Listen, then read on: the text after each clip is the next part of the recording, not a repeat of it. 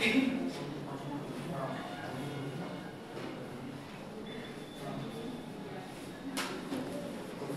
लोगों ने कल उत्पादन के सिद्धांत में कुछ सामान्य बातें या यूँ कहें कि ऐसे टूल्स पढ़े थे जिनकी आवश्यकता उपभोक्ता के व्यवहार की व्याख्या करने में हमको आगे पड़ेगी। उसी क्रम में हम आज उत्पादक के संतुलन की व्याख्या करने के लिए हमें जिन इंस्ट्रूमेंट्स की आवश्यकता पड़ेगी हम उनका अध्ययन करेंगे। इसके पहले कि हम लोग उत्पादक के संतुलन की व्याख्या करें, कुछ सामान्य सी बात आपको हम ये बता दें कि जब हमने उपभोक्ता का व्यवहार पढ़ा तो उपभोक्ता के व्यवहार में हमने उपभोक्ता के संतुलन की व्याख्या करने के लिए जिन टूल्स का इस्तेमाल किया उसे इंडिफरेंस कर्व या ऑर्डिनल अप्रोच में हम उसे इंडिफरेंस कर्व के नाम से जानते हैं। तो अगर हम इंडिफरेंस कर्व के बारे में बहुत अच्छे से जानते हैं तो हमें उत्पादक के संतुलन की व्याख्या करने के लिए जो आवश्यक टूल्स है जिसमें हम समुत्पाद वक्र का प्रयोग करते हैं, आइसो क्वांट का प्रयोग करते हैं, तो उसको समझने में हमें अलग से विशेष प्रयास करने की ज़रूरत नहीं पड़ती। इसलिए हम बहुत तेज़ी से आपको दोनों की तुलना करके और बड़े स्पष्ट रूप से समझा देते हैं कि कैसे आपको बिना पढ़े समझ में आ जाना चाहिए। तटस्थता वक्र में हम लोगों ने देखा था कि यह दो वस्तुओं x और y के ऐसे विभिन्न संयोग को व्यक्त करता है जिससे उपभोक्ता को समान संतुष्टि प्राप्त होती है। ठीक उसी तरह समुत्पाद वक्र में हम इस बात का अध्ययन करते हैं कि x और y वस्तु की जगह x और y साधन, जिसे आप कैपिटल और लेबर कह सकते हैं, उनके ऐसे विभिन्न संयोग जिनसे हम एक समान उत्पादन प्राप्त करते हैं उन्हें समुत्पाद वक्र कहा जाता है। इसका मतलब बहुत ही सामान्य ढंग से अगर कहें तो अगर ये चेंज कर दें इसको थोड़ा,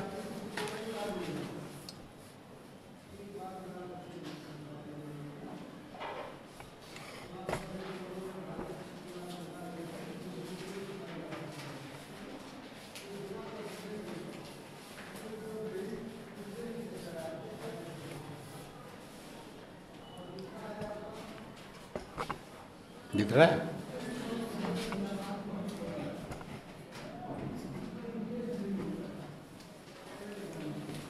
देखो, अगर हम यहाँ y एक्स पर y की जगह कैपिटल लिख दें और यहाँ हम x की जगह l लिख दें तो different combination of capital and labour which gives same output, it is represented by iso quant. ये बिल्कुल वैसे ही है जैसे आपने देखा था कि तटस्थता वक्र में हमने देखा था उपभोक्ता के संतुलन। कोई भी डिफरेंस नहीं है, अंतर सिर्फ ये है कि इंडिफरेंस कर्व में हम इसको ऑर्डिनल मानते हैं तो इसे हम क्वांटिफाई नहीं करते, और यहाँ इसका नाम ही आइसो क्वांट है। आइसो माने समान, क्वांट माने क्वांटिटी।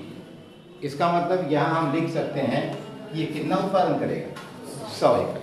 इसका मतलब कि यहाँ हम उत्पादन को क्वांटिफाई कर सकते हैं, इंडिफरेंस कर्व में हम उसे केवल ऑर्डर प्रदान करते थे, कोई संख्या प्रदान नहीं करते थे।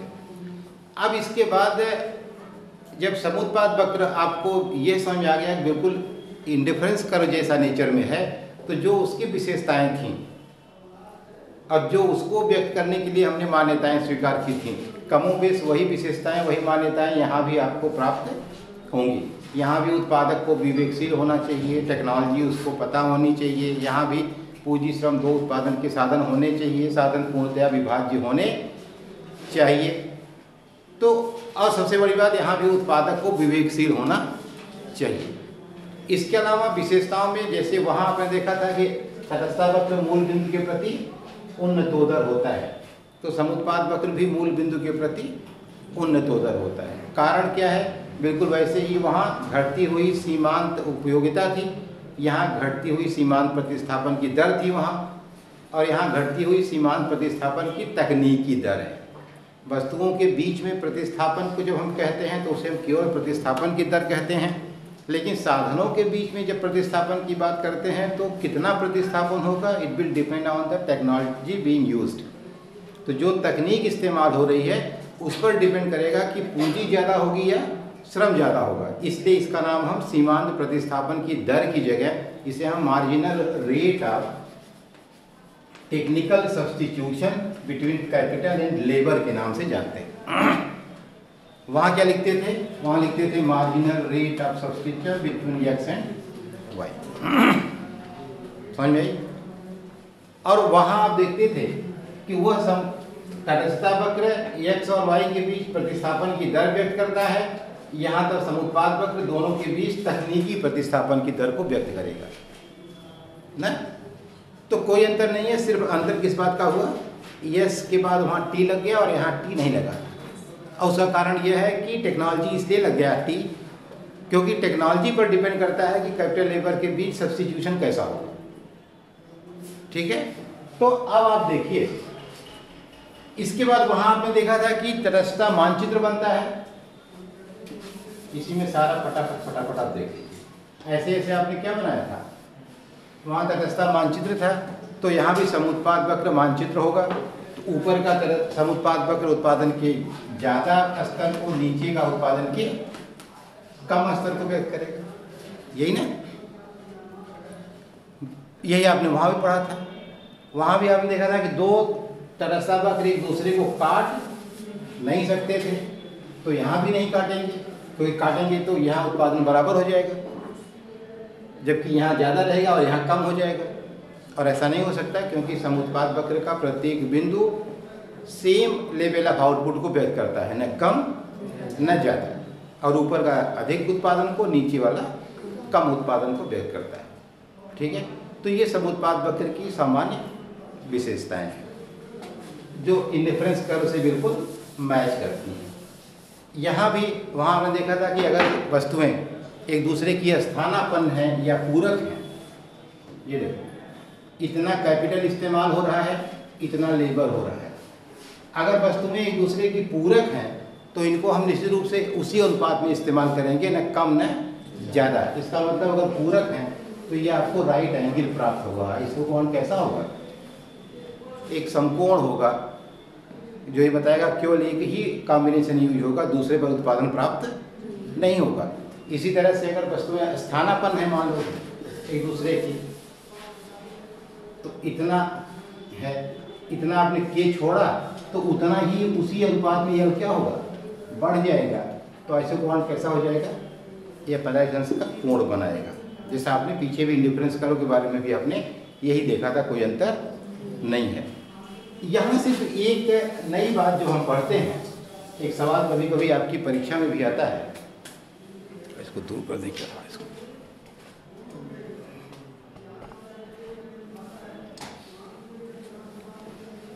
एक प्रश्न आता है कि रिज रेखाएं उत्पादन के विवेकशील क्षेत्र का निर्धारण करती हैं।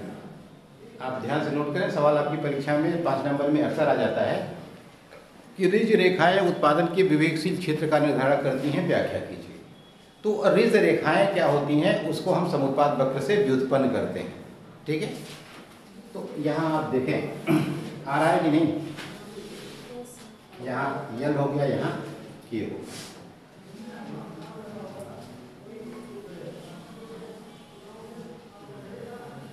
ये देखो समुत्पाद वक्र है,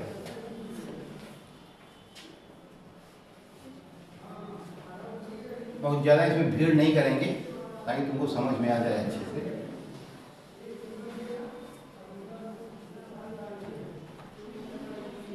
कम ही बनाएंगे।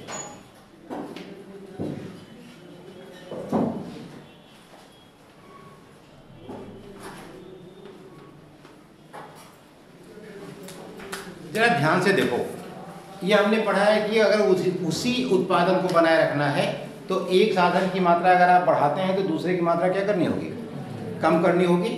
और वह भी आपने देखा है कि वह दर कैसी होगी, घटती हुई। Marginal rate of technical substitution will be diminishing, या marginal rate of substitution between X and Y in case of indifference curve it has been diminishing. वहाँ भी घटता हुआ था और यहाँ भी घटता हुआ होगा। अब यहाँ देखो क्या है, अगर मान लो कि हम यहाँ K1 मात्रा इस्तेमाल करते हैं, ठीक है, तो हमको श्रम कितनी मात्रा इस्तेमाल करनी पड़ेगी? L2।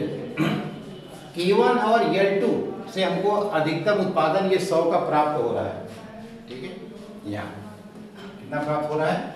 100। उसी तरह K2 और L1 से अधिकतम मात्रा कितनी प्राप्त हो रही है? 100 की, वहां से प्राप्त हो रही है।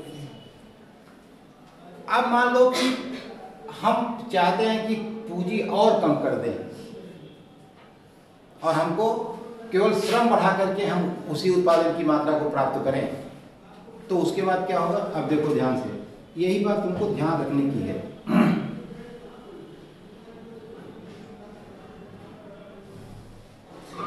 अगर हमने श्रम बढ़ा करके L3 कर दिया और पूंजी घटा करके क्या कर दिया? K3 कर दिया, तो आप देखिए कि अब आपको 100 इकाई का उत्पादन प्राप्त नहीं हो रहा है, क्योंकि अब आप नीचे आ गए ना, ये तो ऊपर हो गया, कहीं स्पर्श नहीं कर रहा है, कैसे करेंगे? अब अगर आप चाहते हैं कि आप वही उत्पादन प्राप्त करते रहें, यह लाइन इंपॉर्टेंट है, if you want to produce same amount of output then you will have to increase the amount of capital also if you are increasing the amount of labour from L2 to L3। क्यों? क्योंकि अब यहां अगर आप चाहते हैं यही मिलता रहे, तो इसको क्या करना पड़ेगा? ये देखो, इतना बढ़ाओगे तब नहीं आ जाएगा। इसका मतलब ये है कि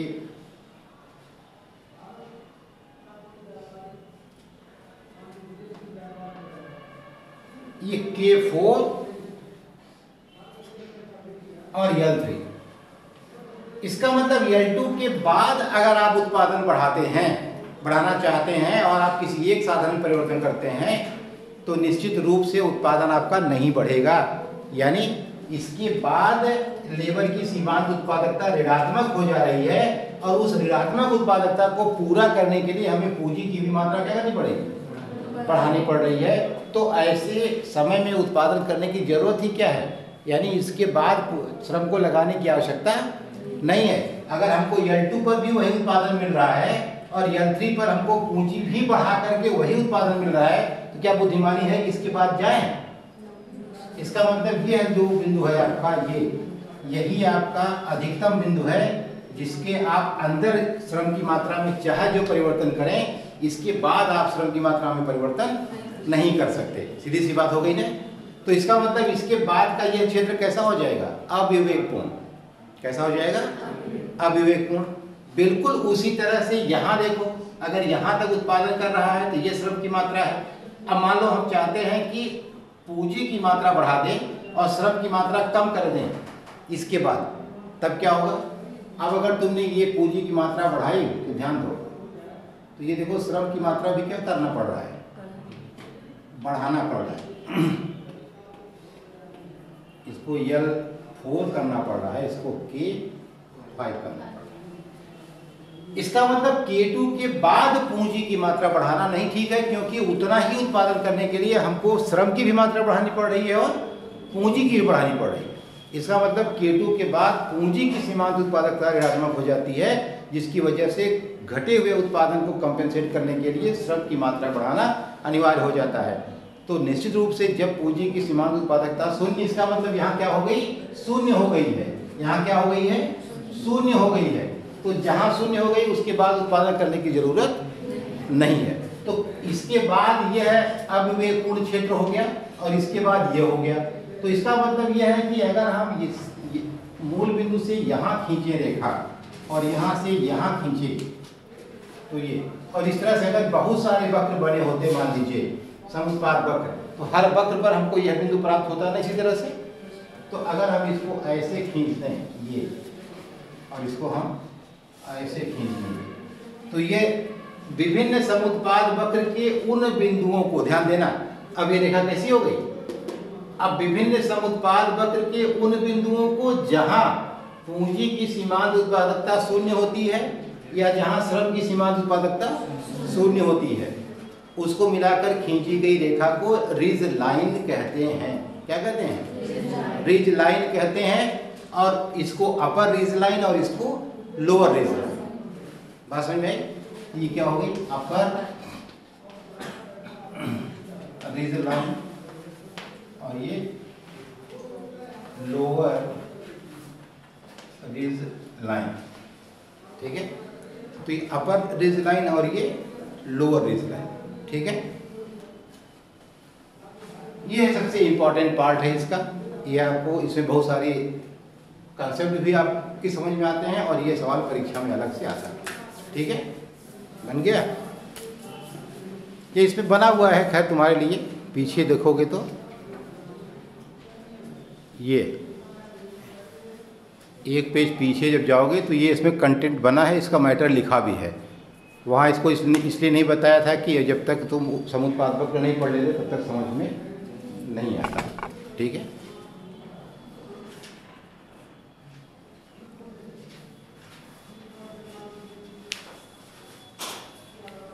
हो गया।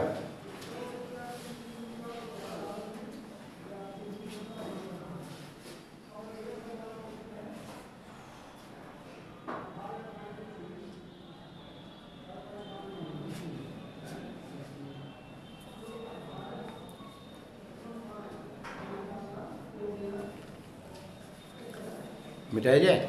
देखो अब हम लोग इस स्थिति में हैं कि हम लोग उत्पादक का संतुलन पढ़ें, ठीक है। तो उत्पादक का संतुलन पढ़ने के लिए अभी भी हमको दो बहुत महत्वपूर्ण टूल की ज़रूरत है। जैसा आपने वहाँ देखा था कि उपभोक्ता का संतुलन पढ़ने के लिए आपको सीमांत प्रतिस्थापन की दर और दूसरा कीमत रेखा, जिसके आधार पर आपने उसकी व्याख्या की थी कि संतुलन कहाँ होगा। तो यहाँ भी उत्पादक का संतुलन की व्याख्या करने के लिए हमको सीमांत प्रतिस्थापन की तकनीकी दर और दूसरा बजट रेखा या लागत रेखा, आइसोकास्ट लाइन या सम लागत रेखा, ठीक है। या यहाँ भी उत्पादक का बजट लाइन दो पढ़ने की ज़रूरत है। देखो जहाँ तक उत्पादक के संतुलन का अभिप्राय है वो ऐसी स्थिति से है जिसमें उत्पादक परिवर्तन नहीं चाहता। कोई उत्पादक परिवर्तन तब तक नहीं चाहता है या कोई उत्पादक परिवर्तन तब तक नहीं चाहता है जब तक वह न्यूनतम लागत से अधिकतम उत्पादन प्राप्त कर रहा हो। इसके लिए यह अनिवार्य है, यही जो शर्त है संतुलन की, यही शर्त यह बताती है कि उन दो टूल्स की ज़रूरत है इसकी व्याख्या करने के लिए। वो दोनों टूल्स, वो शर्त क्या है, ये देखो। उच्चतम संभावित समुत्पाद वक्र बजट रेखा को स्पर्श करे। जैसे वहाँ आपने पढ़ा था कि तटस्थता वक्र कीमत रेखा को स्पर्श करे, तो ऐसे ही उच्चतम संभावित समुत्पाद वक्र बना है, जैसे वैसे ही तटस्थता वक्र बना था और उसे तटस्थता मानचित्र बना था। तो मानचित्र में सबसे ऊपर वाला तटस्थता वक्र जिस कीमत रेखा से स्पर्श होता था वही आपके संतुलन का बिंदु होता था। तो यहाँ समुत्पाद मानचित्र के ऊपर वाला सबसे जो समुत्पाद वक्र है वह बजट रेखा को जहाँ स्पर्श करेगा वही संतुलन का बिंदु होगा। और दूसरा, और समुत्पाद वक्र का ढाल मूल बिंदु के प्रति उन्नतोदर हो। अतः संतुलन की व्याख्या करने के लिए दो मुख्य यंत्र बजट रेखा तथा सीमांत प्रतिस्थापन की तकनीकी दर का विवेचन अनिवार्य है। पहला देखो, सीमांत प्रतिस्थापन की तकनीकी दर, ये कैसे हम निकालते हैं, बेटा इसको।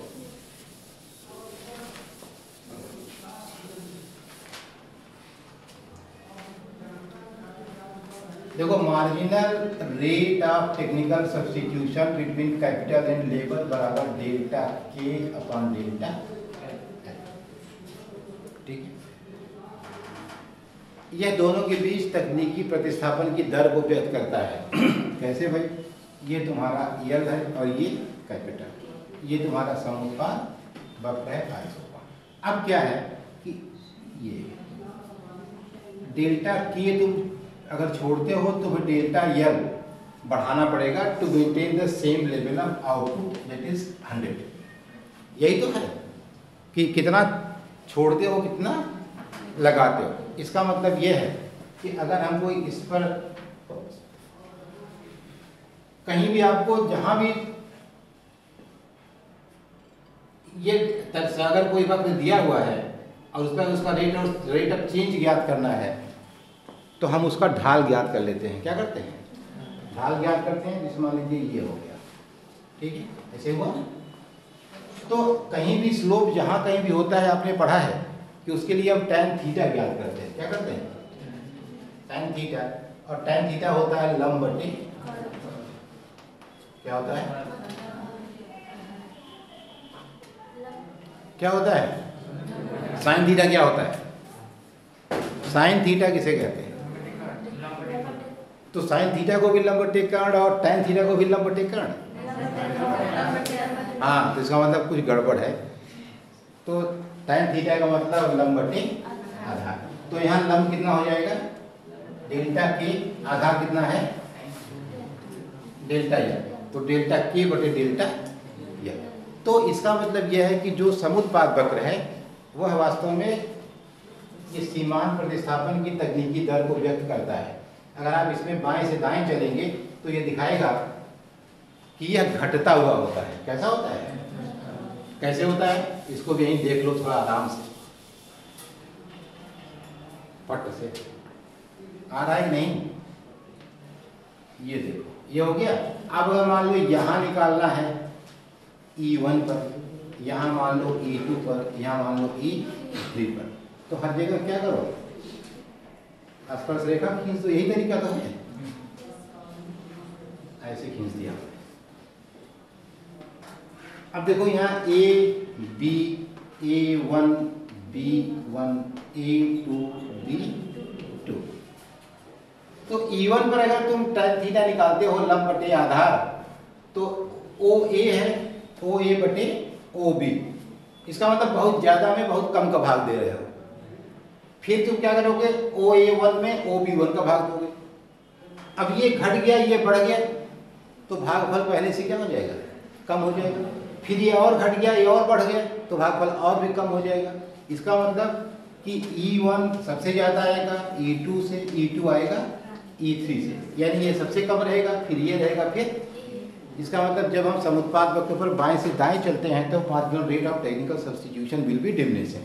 कैसा होगा, घटता हुआ होगा। जैसे इसी तरह आपने देखा था इन डिफरेंस कर्व में भी कि तटस्थ वक्र पर जब हम बाएं से दाएं चलते हैं तो marginal rate of substitution between x and y to commodities will be diminishing. यही तो आया था, हम लोग निकाले थे। तो बिल्कुल यही व्याख्या है। दूसरा बजट रेखा, इसको मिटाएं। ये बिल्कुल इन डिफरेंस कर्व अगर आपको आता है तो इसको विशेष नहीं पढ़ना है, और अगर यह समझ में नहीं आ रहा है तो इसका मतलब अपने आप सिद्ध हो गया कि डिफरेंस कर्व आपको नहीं आता है।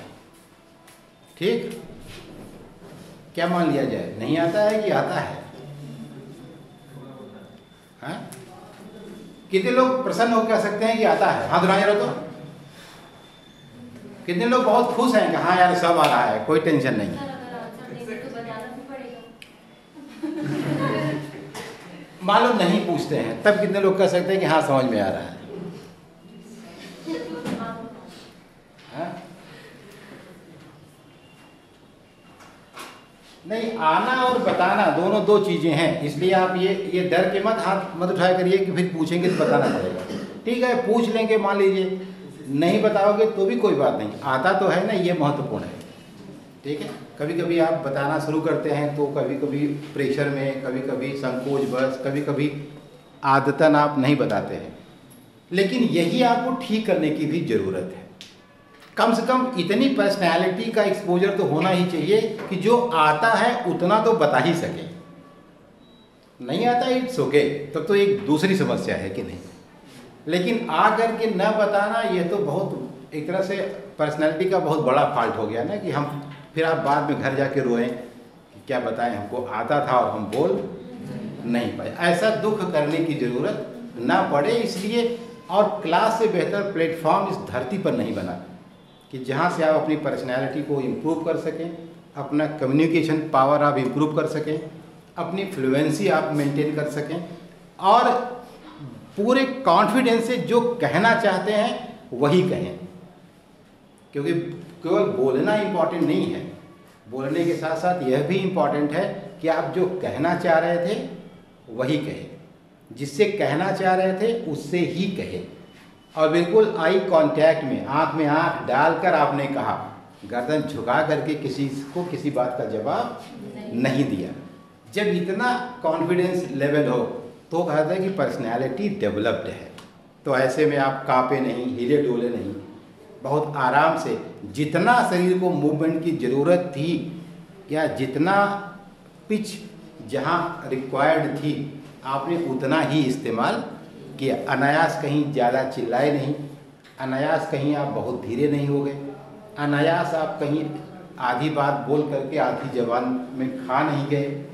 ये बहुत सारी बातें मिल करके आपको एक अच्छा और प्रभावशाली वक्ता बनाती हैं। ज्ञान का होना, कंटेंट का होना कतई इस बात की गारंटी नहीं है कि आप एक अच्छे स्पीकर भी होंगे। अच्छा स्पीकर होना एक अलग क्वालिटी है, विद्वान होना एक अलग क्वालिटी है। अपनी बात को बहुत स्पष्ट और प्रभावशाली ढंग से दूसरों तक पहुंचा देना, यह एक तीसरी क्वालिटी है। और ये सब जिसमें हो वह भाग्यशाली व्यक्ति है। ऐसा संभवतः जल्दी पाया नहीं जाता है कि उसे और सकल सूरत से भी ठीक ठाक हो, थोड़ा और जोड़ लो, बहुत असर पड़ता है। सामने पहला अपीयरेंस किसी के भी सामने आपके फिजिकल अपीयरेंस का ही पड़ता है, ये आप जान लीजिए। एक स्टोरी है, कहीं कहीं मिलती है कि नेपोलियन अपने ऑफिस में बैठा था, उससे कोई व्यक्ति मिलने आया। तो चौकीदार ने बताया कि साहब कोई आपसे मिलने आया है। उसने पूछा कैसा है?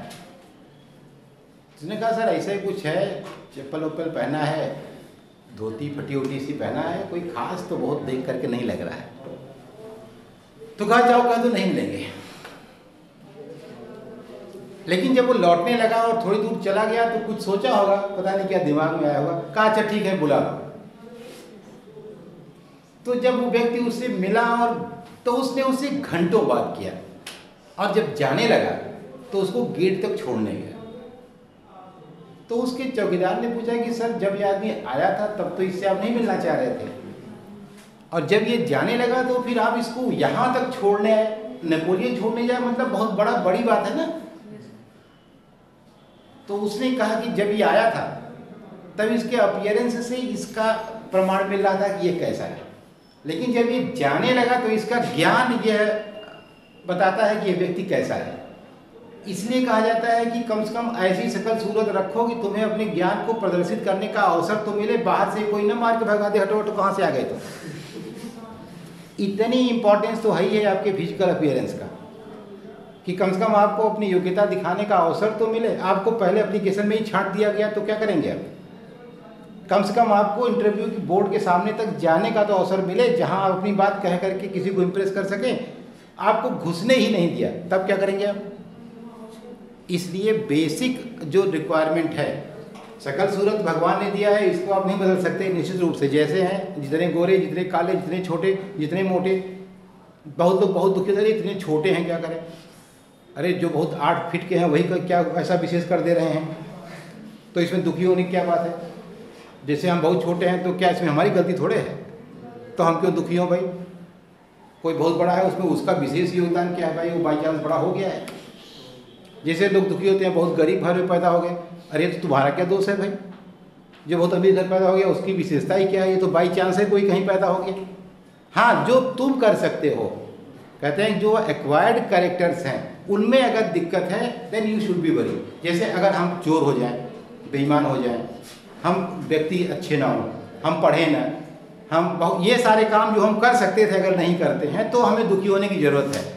लेकिन अब हम छोटे हो गए, मोटे हो गए, लंबे हो गए, गरीब हो गए, अमीर हो गए, ये काले हो गए, गोरे हो गए, ये सब बेवकूफ़ी की बात है, इसमें किसी का क्या बस है। और ये घमंड की बात भी नहीं है। कोई अगर बहुत गोरा है तो घमंड करे और बहुत काला है तो दुखी हो जाए, क्या करें। मैंने आपसे इतनी बताया था कि हमारे जो पिछले गवर्नर थे बैंक के, श्री रंगराजन, वो बेचारे इतने छोटे से, उनकी हाइट भी और बिल्कुल सांवले एकदम, लेकिन उनके शरीर से, उनकी शक्ल से थोड़े कोई उनको मोहब्बत कर रहा था। पूरा अर्थ जगत उनको, उनकी पूजा करता है तो उनके ज्ञान पर, उनके कंट्रीब्यूशन पर, उनकी योग्यता पर, तो उसमें उनकी शक्ल और उनकी लंबाई चौड़ाई का क्या रोल है भाई। और बहुत खूबसूरत, बहुत लंबा चौड़ा आदमी कुछ नहीं कर रहा है, जिसे जब 10 लोग 10 गाली दे रहे हैं, अरे मारिए ना, लायक है, किसी काम का नहीं है। तो बेहतर ये नहीं है, बेहतर है कि आपके पास जो है उसे आप बेहतर प्रेजेंट करें, ठीक है। तो इसलिए तो दूसरा क्या है कि हम इसमें बजट रेखा पढ़ते हैं। बजट रेखा क्या होती है? बजट रेखा जैसे आपने पीछे देखा था इंडिफरेंस करो में कि यह वस्तुओं के कीमत अनुपात को व्यक्त करती है। किसको व्यक्त करती है? वस्तुओं के कीमत अनुपात को। उसी तरह यहाँ जो उत्पादक की बजट रेखा है यह साधन के कीमत अनुपात को व्यक्त करेगी। ठीक है, कैसे व्यक्त करेगी? इसका मतलब जो बजट रेखा है, कहते हैं यदि उत्पादक की आय और लेबर और कैपिटल की कीमतें दी हुई हैं तो हम एक बजट रेखा खींच सकते हैं। कैसे खींचेंगे? जैसे मान लो अगर उत्पादक के पास 100 रुपया है और अगर वो 100 रुपया पूरा पूंजी खरीदने पर खर्च कर दे तो अधिकतम पूंजी कितनी खरीदेगा? उसके पास 100 रुपया है, इसको मान लेते हैं मोबाइल, और अगर वो पूंजी पर खर्च करता है तो पूंजी की कीमत मान लीजिए ब्याज है आर, वो आर है। तो इसका मतलब यह जो ए मात्रा खरीदेगा कैपिटल की, ये किसके बराबर होगी? यह होगी वाई बटे आर के। किसके बराबर होगी? भाई कुल आय उसकी वाई है और पूंजी कीमत कितनी है? आर है। तो जो अधिकतम पूंजी की मात्रा वो खरीद सकता है, वो जैसे 100 रुपया है और 10 रुपया कीमत है, कितना खरीदेगा? 10। तो ये क्या हो जाएगा? 10 के बराबर। इसी तरह यहाँ है, लेबर कितना खरीदेगा? कुल आय में और पूंजी श्रम की कीमत क्या है? मजदूरी, डब्ल्यू से भाग देते। तो इसका मतलब इतना अधिकतम लेबर खरीदेगा, इतना अधिकतम ये। तो अगर हम अधिकतम लेबर और अधिकतम पूंजी की मात्रा को मिलाकर रेखा खींचते हैं, इसे क्या कहेंगे? यही होगी आपकी बजट रेखा। यानी ये मैक्सिमम लेबर और कैपिटल की मात्रा है that you can employ in the process of production, क्योंकि इसके बाहर आपको खरीदने की क्षमता आपके पास नहीं है। तो अब ये सिद्ध करना है कि सिद्ध करिए कि यह जो कीमत रेखा ए बी आपने बनाई, या यह क्या है? यह साधन की कीमत अनुपात को व्यक्त करती है। तो क्यों होगा? यह ए बी रेखा का ढाल ज्ञात कर लेंगे। ठीक है, स्लोप लंब बटे आधार। लंब क्या होगा? ओ ए, आधार क्या होगा? O B. ओ ए बराबर क्या है? ओ ए किसके बराबर है?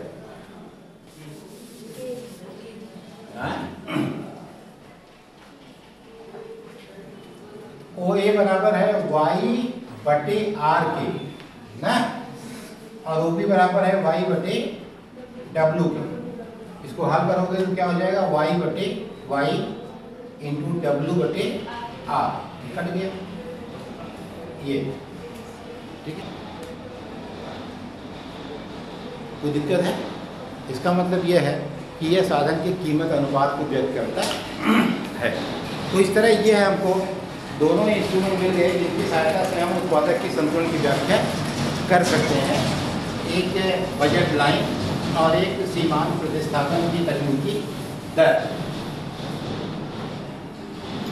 अब उत्पादक की संतुलन की बात है तो संतुलन, अब बजट रेखा मिल गई, ये तुम्हारे समुत्पाद वक्र हैं जो बने हुए हैं। कहा गया कि जो अधिकतम संभावित उत्पादन संभावना वक्र है वह कीमत रेखा को जहां स्पर्श करता है वहीं उत्पादन तय हो जाएगा। 100, 200, 300 मात्रा का उत्पादन तय हो जाएगा। Q1 कैपिटल होगा, L1 होगा, और ये A B होगा, यहाँ कैपिटल होगा और यहाँ लेबर होगा। यहाँ संतुलन की सारी शर्तें पूरी होती हैं और यह उत्पादक का संतुलन है। ठीक है, कुछ पूछना है? कोई दिक्कत है? सर उसके नीचे वाला मुझे टच हो रहा है ऊपर। हाँ, नीचे वाला ये नहीं, ये टच नहीं माना जाता ना, कहीं काटता वाटता नहीं है। आपने पढ़ा है ना कि इसको स्पर्श करना चाहिए ना। ये तो आप चित्र बना रहे हैं, ढेर सारा खींचेंगे तो ऊपर जगह कहीं काटेगा ही। काटने से मतलब नहीं है। ऊपर का समुत्पाद वक्र उत्पादन के अधिक स्तर को, नीचे वाला उत्पादन के कम स्तर को व्यक्त करता है। इसलिए जो हायर आइसो पॉइंट है वह बजट रेखा को जहाँ स्पर्श करता है उसे हम संतुलन का बिंदु मानते हैं।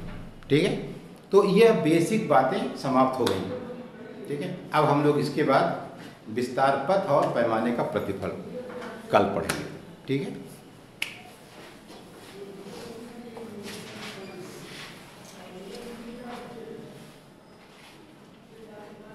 बजट रेखा इसमें है डिराइव किया हुआ इसमें, इसलिए तुमको उसमें लिखने की जरूरत नहीं है, बहुत साफ साफ है।